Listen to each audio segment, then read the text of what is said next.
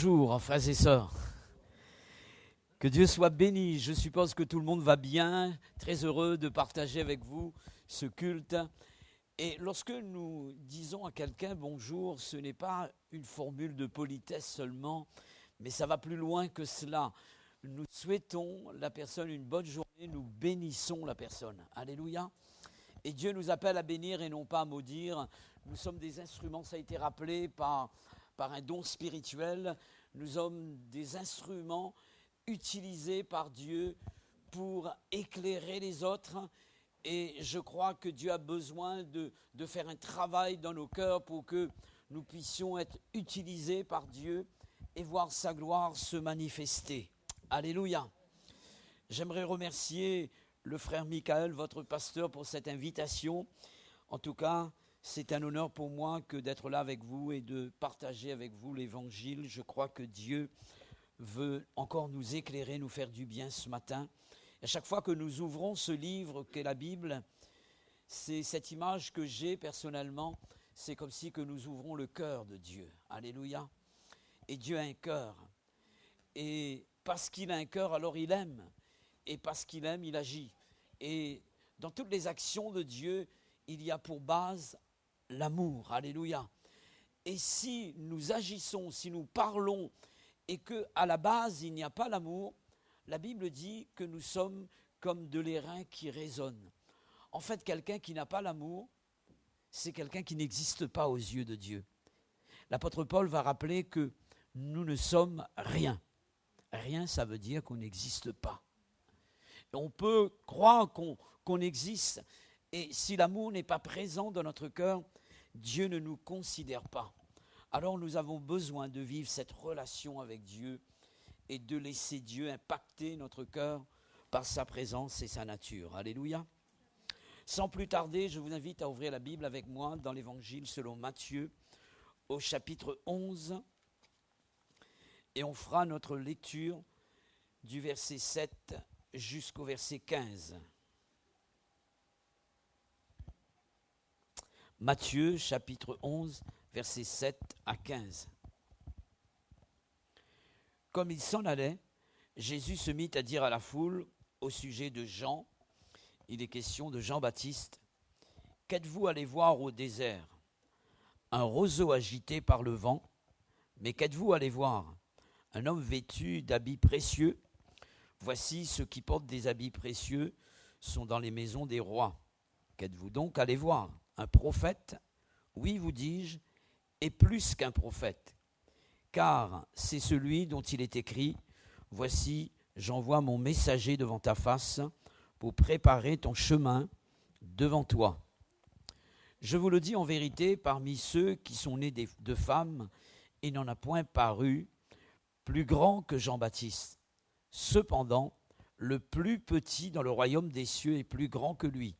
Depuis le temps de Jean-Baptiste jusqu'à présent, le royaume de Dieu est forcé. Et ce sont les violents qui s'en emparent. Car tous les prophètes et la loi ont prophétisé jusqu'à Jean. Et si vous voulez le comprendre, c'est lui qui est l'Élie qui devait venir. Que celui qui a des oreilles pour entendre, entende. Amen. Cette phrase laissée par Jésus à la fin de ce discours est dit que celui qui a des oreilles pour entendre, qu'ils entendent. Cela veut dire que Dieu ne parle pas de nos oreilles ici. La parole de Dieu doit être déposée dans notre cœur. Alléluia. Et si le cœur n'est pas sensible, si le cœur n'est pas prédisposé pour entendre la voix de Dieu, alors cette parole atteint notre intellect. Et ça ne va pas plus loin que cela. La parole de Dieu veut aller en profondeur, car tout vient du cœur. Alléluia. Et si nous voulons voir notre vie être changée, alors le cœur a besoin d'être visité par Dieu, par sa parole. Et c'est ainsi que le changement est opéré. Alléluia. Et lorsque notre cœur change, notre personne, notre personnalité même change. Notre nature change. Et il y a en nous donc la vie de Christ qui se développe alors ce que nous manifestons comme action, comme parole, c'est le Christ qui le manifeste à travers nous. Amen. Le titre de mon message pour vous ce matin est celui-ci, être grand aux yeux de Dieu. Le texte que nous avons lu nous parle des éloges que Jésus a pu faire à Jean-Baptiste. Jésus l'a présenté comme quelqu'un de grand et il dira qu'il est bien plus qu'un prophète. Et il va ajouter, parmi tous les hommes qui sont nés d'une femme, il n'a point paru plus grand que Jean-Baptiste. La grandeur de Jean-Baptiste ne venait pas seulement du fait qu'il a prophétisé comme les autres prophètes de l'Ancien Testament sur la venue de Christ et son œuvre. Mais bien plus que cela, il a préparé la venue du Seigneur Jésus. On a parlé de lui comme étant le précurseur de Christ. Et il l'a vu différent des autres prophètes de l'Ancien Testament. Il l'a baptisé. Et aussi, il a pu bénéficier de son royaume en bénéficiant de sa présence. Mais comparé à nous, l'Écriture nous dit qu'à cause de la croix, à cause de l'œuvre de la croix, nous sommes des privilégiés par rapport à Jean-Baptiste. Pourtant, la Bible parle de lui comme quelqu'un de grand. Cela veut dire, mes frères et sœurs et chers amis, que Dieu veut que tu sois plus grand que Jean-Baptiste. Alléluia. Plus grand que Jean-Baptiste. Parfois, on a envie de vivre du temps de Moïse, du temps d'Abraham, où ces miracles ont été accomplis, du temps d'Élie. Et on parle de ces hommes comme étant des grands hommes de Dieu. Moi, je préfère m'exprimer de cette manière, le grand Dieu à travers Élie, le grand Dieu à travers Abraham, le grand Dieu à travers Moïse. L'homme, il est ce qu'il est. Mais c'est la grandeur de Dieu qui va faire que l'homme est grand. Alléluia. Est-ce que nous comprenons cela? Jean-Baptiste n'a pas pu jouir des bénéfices de l'œuvre de la croix, car il est mort avant la crucifixion de Jésus. Hormis ce que nous venons de dire et qui fait que Jean-Baptiste était quelqu'un de grand, j'aimerais considérer avec vous un élément important qui fait la grandeur de cet homme. Il s'agit de son humilité. Amen. De son humilité. C'est un peu paradoxal. La Bible est en train de nous dire que quelqu'un de petit, aux yeux de Dieu, aux yeux des autres, il est grand. Et souvent, il y a des pensées bibliques qui sont paradoxales à nos pensées à nous. Nous disons, nous économisons, alors nous aurons en abondance. Jésus dit, donnez et vous recevrez. Amen. Celui qui s'élève, il sera abaissé, et celui qui s'abaisse, il sera élevé. Et ce matin, j'aimerais vous parler justement de l'humilité de Jean-Baptiste. Être grand, en fait, c'est devenir petit. L'humilité de Jean-Baptiste se résume dans cette parole qu'il a prononcée lui-même et qui est l'un des versets classiques du christianisme. Il faut qu'il croisse et que je diminue. Jean chapitre 3 verset 30. Et il parle de Jésus. Il faut que Jésus croisse en moi et que je diminue. Bien entendu, il parle de la croissance, de la vie de Christ en lui, de la nature de Christ. Et la Bible dit que lorsque nous avons reçu le Christ en nous, nous avons reçu la nature divine, puisque la nature de Dieu, la nature de Christ, c'est la nature de Dieu. Et cette nature est appelée à se développer en nous.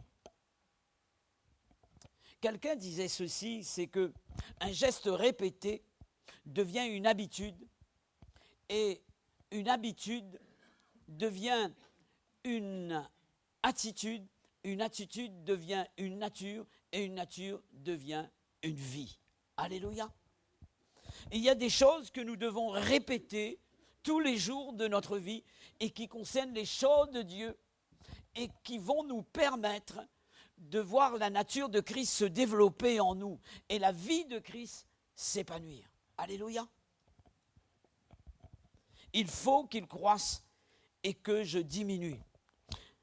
Il parle de la croissance de la nature de Jésus. C'est la condition sine qua non permettant à Jésus d'être grand en nous et de permettre à Jésus de dire « Je vois chez cette personne une personne grande. » Alléluia. Est-ce que je suis grand ? C'est Dieu qui doit le juger. Physiquement, je ne suis pas grand. Mais en fait, ce qui compte, c'est ce Jésus en nous. Alléluia. Je me rappelle lorsque je suis arrivé au 23e comme pasteur. Avant moi, c'était le frère Calciné. Il n'est pas trop grand non plus. Et moi, encore plus petit que lui. Et j'arrive au 23e. Une sœur, elle est venue me voir en me demandant pardon. Après, j'avais même pas besoin de son pardon et c'était naturel. Ce qu'elle disait, c'était vrai. Elle me disait, mais on nous a donné un petit marmaille.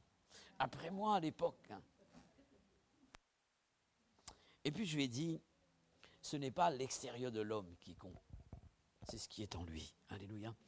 Et je lui ai dit, sœur, tu vois, dans ce petit homme habite un géant. Il est question de Jésus. Alléluia. Jésus est grand en nous, mes frères et sœurs. Alléluia. Et c'est lui qui doit se développer en nous. Il est question de la place que nous allons accorder à Jésus dans notre vie. Quelle est la place de Jésus dans ta vie ? Où est Jésus dans ta vie ? Qu'en est-il de la présence de Jésus en toi ? Si quelqu'un voudra laisser la vie de Dieu, la nature de Christ se développer en lui, plus que nous donnons la place à Jésus, plus que sa nature va se développer en nous. Jésus n'a pas dit ici, il faut que je diminue et qu'il croisse. Mais il a dit, il faut qu'il croisse d'abord.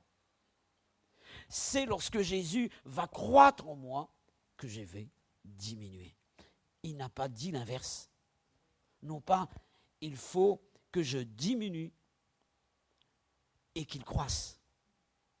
J'aimerais vous donner un exemple très simple ici. J'ai 2 bouteilles ici, d'accord ? Si je vous demande, cette bouteille, elle est vide ou elle est pleine ? La plupart vont me dire, cette bouteille, elle est vide. Mais je dirais non, elle est pleine. Elle est pleine d'air. D'accord ? Et ça, c'est notre nature, d'accord ? Nature humaine. Et ça, c'est Christ. D'accord ? L'eau représente sa présence, sa vie, sa nature. Et si je veux que la nature de Christ se développe en moi, je dois laisser Jésus se développer en moi. Et ma nature humaine va au fur et à mesure être émergée par la nature de Dieu. Vous comprenez ? Il y a de ceux qui font l'effort pour vivre leur vie spirituelle. Ça, c'est la religion. Je dois laisser Jésus faire en moi et laisser sa présence se développer en moi. Cette bouteille est pleine d'air. Et là, je mets la nature de Christ en moi. Je laisse sa vie se développer en moi. Qu'est-ce qui se passe ? L'air va disparaître. Ma nature humaine va être submergée par la nature de Dieu. Et au fur et à mesure, je suis rempli de Dieu. Je déborde de lui. Alléluia. Il est question de cela. Il est question de cela. Lorsque le chrétien a compris cela, alors il va voir que sa vie changera au fur et à mesure. Et tout ce qui appartient à Christ va se voir à travers sa vie. Jésus dira que Jean-Baptiste était le plus grand parmi les prophètes. Et moi, j'ai étudié pour voir quel miracle il a fait. La Bible dit qu'il n'a fait aucun miracle. Donc, est-ce que je suis considéré grand par rapport à la puissance qui se manifeste à travers moi, par rapport au don de guérison, par rapport au don de miracle? Non, il n'a fait aucun miracle. Et Jésus le considère plus grand qu'Élie, plus grand que les autres, plus grand que Moïse. Pourquoi d'après vous? Parce que c'est la nature de Jésus qui était vue à travers sa vie. L'amour est plus important que les dons spirituels. C'est pourquoi, alors que l'apôtre Paul est en train d'enseigner sur les dons spirituels dans 1 Corinthiens chapitre 12, il arrête son thème pour présenter le chapitre 13 au milieu de son thème. Ensuite, il va continuer le thème et il va dire, je vous montre une voie par excellence. C'est la voie du milieu, l'amour. Amen. En fait, si je n'ai pas cette nature de Christ en moi et qui se voit par l'amour, je ne suis rien. Je ne suis rien. Et je comprends que Dieu nous jauge d'après la nature de Dieu en nous. Alléluia. Pour laisser Jésus croître en nous, il nous faut reconnaître sa prééminence. De quoi s'agit-il? Il est question de sa supériorité absolue, de rang, de dignité, d'autorité et de droit sur nous. Je répète. Il faut que nous reconnaissions sa prééminence, c'est-à-dire sa supériorité absolue de rang, de dignité, d'autorité et de droit sur notre personne. Avant que Jean-Baptiste ait prononcé ces paroles, il faut qu'il croisse que je diminue. Les disciples de Jean lui avaient fait cette remarque sur Jésus. Celui de qui tu as rendu témoignage baptise également et tous vont à lui. Et ces disciples voulaient créer une certaine jalousie dans le cœur de Jean-Baptiste pour dire, ben voilà, c'est lui qu'on honore. Et toi, tu es considéré comme rien. Toutes les personnes vont à lui. Et personne ne vient plus à toi. Personne ne vient à toi. Et voici la réponse de Jean-Baptiste au verset 31. Celui qui vient d'en haut est au-dessus de tous. Celui qui est de la terre est de la terre. Et il parle comme étant de la terre. Celui qui vient du ciel est au-dessus de tous. Il parlait de Jésus. Il est en train de dire, mais cette personne vers qui tout le monde se tourne est plus grand que moi parce qu'il vient du ciel. Et moi, je suis de la terre. Il est différent de moi. Jean-Baptiste parlait de la prééminence de Jésus et il déclare que Jésus est supérieur à lui parce que Jésus vient du ciel. Alléluia. Et à cause de cette reconnaissance, il n'y a pas lieu d'être jaloux de Jésus. Il n'y a pas lieu de vouloir rivaliser le Christ. Pas du tout. L'humilité nous fait voir les autres comme au-dessus de nous. Alléluia. Et il est important de comprendre cela, mes frères et sœurs. Jean-Baptiste a déclaré que Jésus est plus puissant que lui et qu'il n'est pas digne de délier les courroies de ses souliers. Lorsque nous reconnaissons la prééminence de Jésus, alors nous sommes prêts à lui laisser toute la place en nous. Toute la place. Non pas lorsque le problème arrive que nous avons crié vers lui. Un jour, les disciples vont prendre Jésus à bord de leur barque. Et puis à un moment donné, Pierre et tout l'équipage vont prendre la barre en main, ils vont tout diriger. Et qu'est-ce que fait Jésus? Il va dormir à la poupe, à l'arrière du bateau. Jésus peut être dans notre vie, mais sans que nous lui ayons donné toute la place. Alors qu'est-ce qu'il fait? Il ne fait rien. Il te laisse faire pour t'amener à cette conclusion suivante, que sans lui, tu ne peux rien faire. Alléluia. Et c'est ce qui s'est passé. La tempête est arrivée. Jésus dort. Et là, quand le problème est là, ils vont crier vers Jésus. Seigneur, ne t'inquiètes-tu pas de ce que nous périssons? Là, ils cherchent le maître. Quelqu'un disait, si le Seigneur n'est pas le Seigneur de tout, il n'est pas le Seigneur du tout. Parfois, nous avons des compartiments, des départements de notre vie qu'on appelle propriété privée. Seigneur, ça, tu ne touches pas. Jésus veut toute la place. Il n'y avait pas de place pour lui dans l'hôtellerie. Et ce matin, le message a pour but de vous faire comprendre que Jésus veut prendre toute la place. Et jamais il va forcer la porte. Et il frappe comme un gentleman. Et il frappe. Si quelqu'un ouvre la porte de son cœur, alors il pénètre. Dans une église, Jésus était à la porte, c'est-à-dire dehors. C'est l'église de Laodicée. Et il frappe. Parfois, quand on prêche sur ce passage de la Bible, on s'adresse aux inconvertis. Mais il est question de l'église. Jésus n'était plus dans l'église. Il était ailleurs. Et la Bible parle de l'église d'Éphèse qui avait abandonné son premier amour. Et qu'est-ce que Jésus dit de cette église? Souviens-toi donc d'où tu es tombé. C'est le verbe déchoir. Exactement comme Adam. Et il dit, repens-toi. Sinon, j'ôterai ton chandelier de ta place. Qu'est-ce que Jésus est en train de dire? Sinon, tu ne seras plus appelé Église. Et je suis en train de vous faire comprendre, mes frères et sœurs, combien Jésus veut toute la place dans notre vie et dans nos églises également. Alléluia.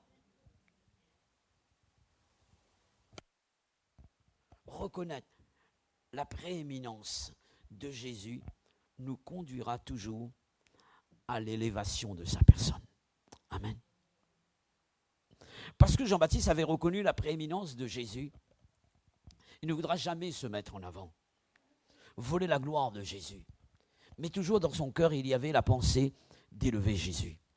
J'aimerais lire avec vous dans Jean au chapitre 1er, versets 19 à 27.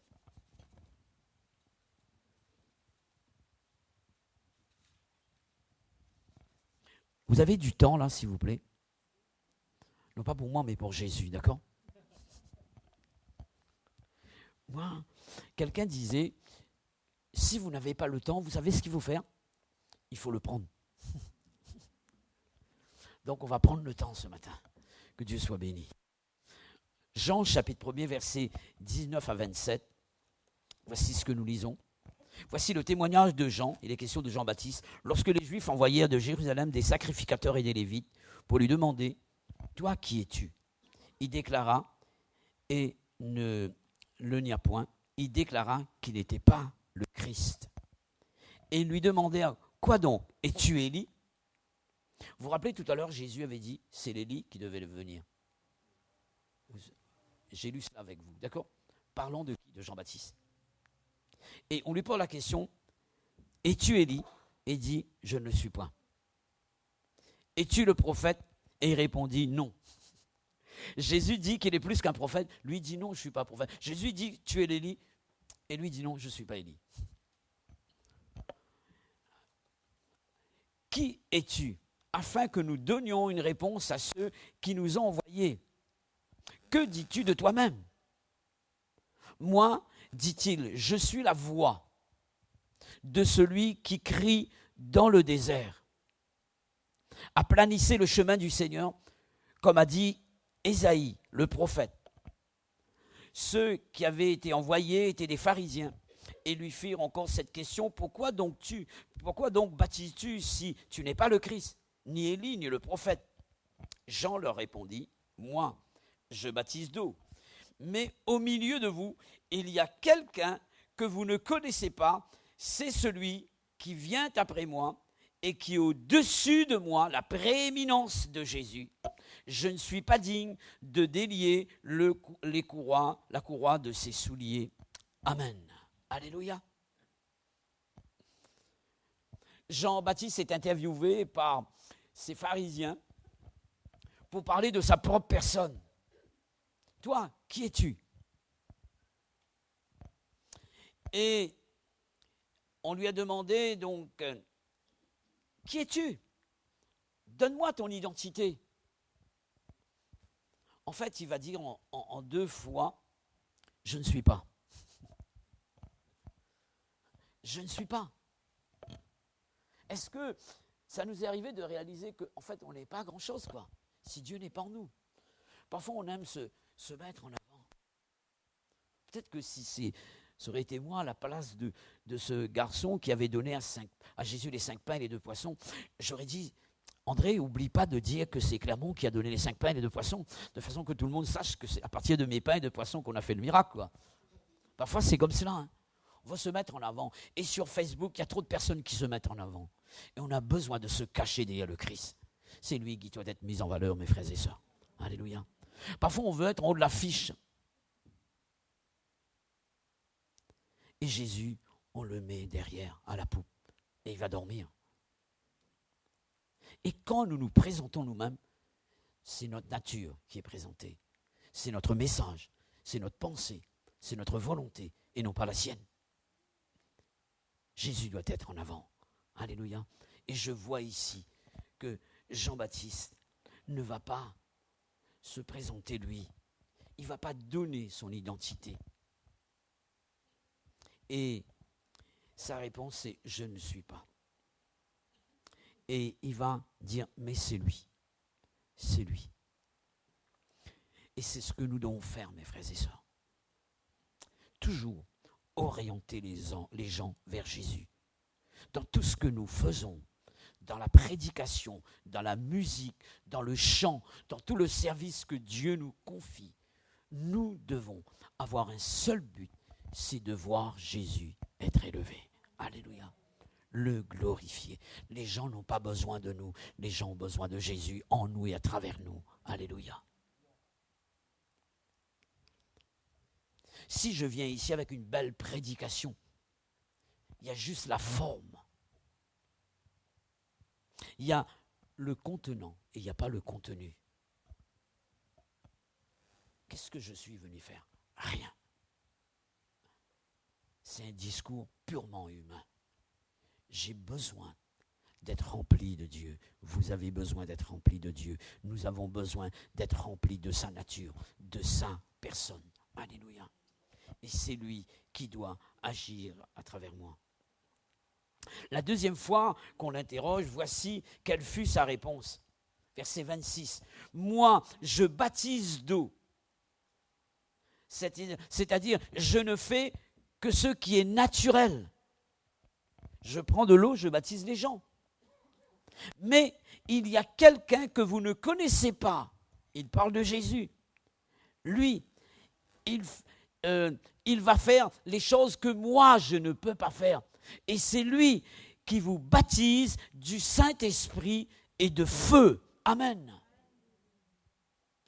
Il est en train de se dire, moi, je fais les choses tout à fait naturelles. Mais la personne en moi qui est Jésus, c'est cette personne qui baptise de l'Esprit de Dieu. Si je ne suis pas rempli de l'Esprit de Dieu, comment puis-je prier pour quelqu'un pour qu'il soit baptisé du Saint-Esprit? C'est impossible.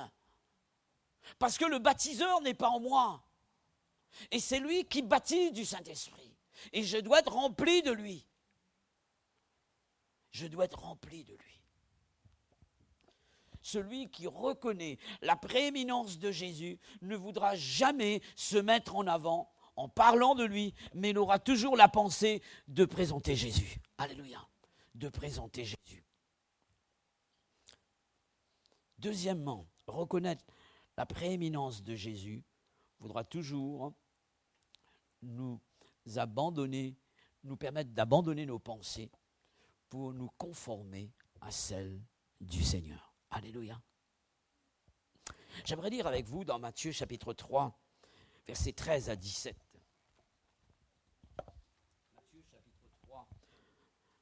Matthieu 3, versets 13 à 17.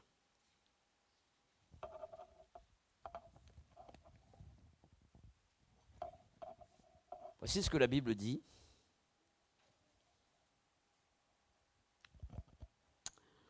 Alors Jésus vint de la Galilée au Jourdain vers Jean pour être baptisé par lui. Mais Jean s'y opposait en disant « C'est moi qui ai besoin d'être baptisé par toi et tu viens à moi. » Jésus lui répondit « Laisse faire maintenant, car il est convenable que nous accomplissions ainsi tout ce qui est juste. » Et Jean ne lui résista plus. Dès que Jésus eut été baptisé, ou bien on va dire dès qu'il va arrêter la résistance, puisqu'il était en train de résister à Jésus. Et là, il baptise Jésus. Cela veut dire qu'il ne résiste plus à la demande de Jésus. Dès qu'il ne résiste plus à la demande de Jésus, la Bible dit, dès que Jésus a été baptisé, il sortit de l'eau. Et voici les cieux s'ouvrirent, et il vit l'Esprit descendre de Dieu descendre comme une colombe et venir sur lui. Et voici une voix fit entendre des cieux ces paroles, « Celui-ci est mon Fils bien-aimé, en qui j'ai mis toute mon affection. » Amen. Jésus vient vers Jean-Baptiste pour être baptisé par lui. Et c'était de la volonté de Dieu que les choses se passent de cette manière. Donc, ce que Jésus demande, c'est la pensée de Dieu. D'accord ? Et que fait Jean-Baptiste ? Il refuse. Ce n'est pas volontairement. Je comprends Jean-Baptiste. J'ai parlé de son humilité. C'est quelqu'un qui est humble. Et dans sa déclaration, il est là et il explique le pourquoi de ce refus. En fait, il dit, Jésus, je suis plus petit que toi et c'est moi qui ai besoin d'être baptisé par toi. Parfois, nos sentiments nous jouent des tours également. Quelqu'un disait que le sentiment. Et nous avons besoin de ne pas nous laisser conduire par nos sentiments, mais par le Christ lui-même, par son esprit, et entrer dans le plan de Dieu. Alléluia, entrer dans le plan de Dieu. Et là, il résiste. La Bible parle de résistance. Il s'y oppose. Il y a une opposition, non pas volontaire, non pas délibérée. Et Jésus connaît son cœur. À un moment donné, Jésus va lui dire, laisse faire maintenant. Laisse faire. Laisse-toi faire. Ou bien, laisse-moi faire par toi. Alléluia. Laisse faire. La loi, c'est faire les choses soi-même. Tu ne feras pas, tu feras, tu ne feras pas, tu diras. Mais la grâce, c'est laisser Jésus faire. Et tant que je ne laisse pas Jésus faire, je suis sous la loi. La grâce, c'est lui qui fait, c'est lui qui meurt à la croix. Et je crois dans son œuvre salvatrice. C'est lui qui agit par moi, c'est lui qui aime par moi, c'est lui qui bénit par moi. Je laisse Jésus faire. Laisse faire maintenant. Et Dieu s'adresse à quelqu'un. Arrête de faire les choses toi-même. Arrête de croire que tu es capable de sauver ton mari. Arrête de croire que tu es capable de sauver tes enfants, les membres de ta famille. Arrête de croire que tu es le sauveur. Arrête de croire que tu es capable, de par toi-même, de réussir ta vie chrétienne. C'est impossible. Il y a d'autres qui ont essayé avant toi et qui n'ont pas pu réussir. Et Jésus était obligé de venir. Alléluia. Jésus te dit, laisse faire maintenant. Arrête de résister. Laisse-moi faire. Laisse-moi agir par toi. Laisse-moi aimer comme tu dois aimer. Laisse-moi aimer par toi. Laisse-moi pardonner par toi. Et les choses impossibles, c'est lui qui le fait. Alléluia. Et ici, lorsque Jean-Baptiste va se laisser faire, il est dit que les cieux s'ouvrirent. Amen. Lorsque Jésus prend le relais et lorsque nous entrons dans la volonté de Dieu, alors les cieux s'ouvrent. Et lorsque nous entrons dans la volonté de Dieu, nous laissons Jésus faire, l'Esprit descend. Alléluia. Et lorsque l'Esprit descend, il est dit que tout change autour de nous. Alléluia. L'atmosphère change lorsque l'Esprit descend. Alléluia. Et tu arrives dans un endroit où tout est froid, où tout est glacial. Tu arrives rempli de l'Esprit de Dieu. Tu amènes l'Esprit avec toi.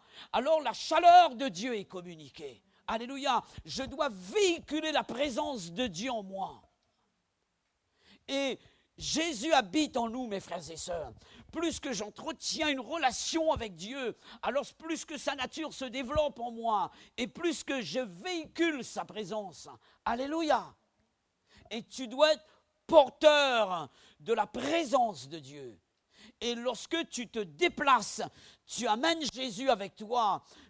Là où il y a la haine, tu amènes l'amour. Là où il y a la tiédeur, tu amènes la force, la puissance. Là où il y a la mort, tu amènes la résurrection. Là où il y a la maladie, tu amènes la guérison. Parce que Jésus, par son esprit, est en toi. Alléluia. Tu dois comprendre cela. Et ensuite, parce qu'il arrête de résister, la voix de Dieu se fait entendre. Amen. Dieu parle. Dieu parle. N'est-il pas avantageux pour nous de reconnaître la prééminence de Dieu et du même coup sa supériorité sur nos pensées, sur nos voix, sur notre volonté? Jean-Baptiste et laisse la pensée de Dieu prendre place en lui. Alléluia. Il est dit dans Romains chapitre 12, verset 1er, « Offrez vos corps comme un sacrifice vivant, saint, agréable à Dieu, ce qui sera de votre part un culte raisonnable. Ne vous conformez pas au siècle présent, mais soyez transformés par le renouvellement de l'intelligence, afin que vous discerniez quelle est la volonté de Dieu, ce qui est bon, agréable et parfait. » Je discerne la volonté de Dieu lorsque je me laisse transformer au niveau de ma pensée. Je laisse les pensées de Dieu par sa parole prendre place chez moi. Alléluia. Je termine. Pour laisser Jésus croître en nous, on a dit qu'il faut reconnaître sa prééminence. D'accord ? Il est au-dessus de tout. Il règne. C'est lui le maître absolu. Alléluia. Je termine par cette pensée. Pour laisser Jésus croître en nous, il nous faut reconnaître sa préexistence. 2 mots à retenir. Prééminence de Jésus et sa préexistence. Cela veut dire que Jésus a existé avant sa naissance. Alléluia. Dans Jean chapitre 1er, verset 30, voici ce que dit Jean-Baptiste. Et il parle de Jésus. C'est celui dont j'ai dit, après moi vient un homme qui m'a précédé. Tu fais un cours de français, tu donnes cette phrase, on te dit, mais attends, qu'est-ce que tu es en train de dire là? Après moi vient un homme qui m'a précédé. Cette personne il est après moi, en même temps avant moi. Soit il est après, soit il est avant. Vous comprenez là? De quoi parle Jean-Baptiste? Il parle de 2 choses. De la préexistence de Jésus et de sa naissance. Amen. En fait, il est en train de dire, cette personne a existé et il s'est fait homme. Jean-Baptiste parle dans ce verset de la préexistence de Jésus. Que nous dit Jésus lui-même à ce sujet, au sujet de sa préexistence? On va lire dans Jean chapitre 8, versets 56 à 59.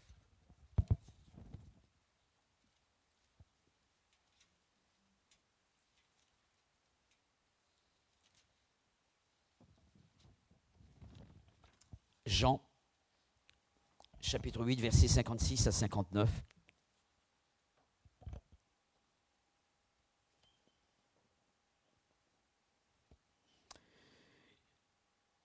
Abraham, votre père, a tressailli de joie à la pensée de voir mon jour. Il l'a vu et il s'est réjoui. Les Juifs lui dirent, tu n'as pas encore 50 ans et tu as vu Abraham? Jésus n'a pas dit qu'il a vu Abraham. Mais c'est le contraire qu'il a dit. Il a dit, Abraham s'est réjoui de ce qu'il a vu mon jour. Non pas que lui, il a vu Abraham, mais Abraham l'a vu. Ça veut dire qu'il existait déjà avant Abraham. Et vous vous rappelez de cette personne lorsque Abraham est sorti vainqueur de cette guerre, on a parlé de la guerre, de la victoire sur Kedorlaomer, donc dans l'Ancien Testament, dans le livre de la Genèse, où il est parti délivrer son neveu Lot. Et il est sorti vainqueur de cette guerre-là. La Bible dit qu'un sacrificateur va apparaître à Abraham. Et son nom, c'est Melchizedek. Qui c'est ce Melchizedek? Il n'y avait pas de sacrificateur avant.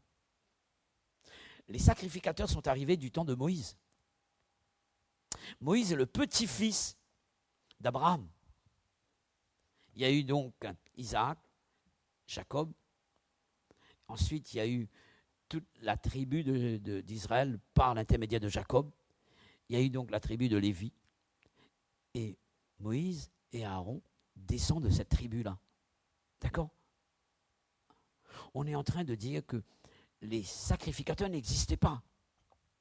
Et là, un sacrificateur sort de je ne sais où, et il arrive là, Abraham lui donne la dîme. Parfois, certains disent que la dîme n'est pas pour le Nouveau Testament, c'est fini. Vous lisez dans Hébreux chapitre 7, l'auteur vous explique c'est qui Melchizedek, sans généalogie, sans père, sans commencement et fin de vie. Il est question de la préexistence de Melchizedek. Qui est Melchizedek? C'est Jésus qui apparaît à Abraham, avant qu'Abraham fût, dira-t-il, je suis. Et c'est là que la Bible dit que les Juifs vont le lapider. Et il va partir.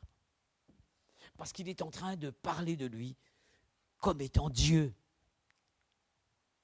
Il parle de lui comme étant Dieu. Je suis.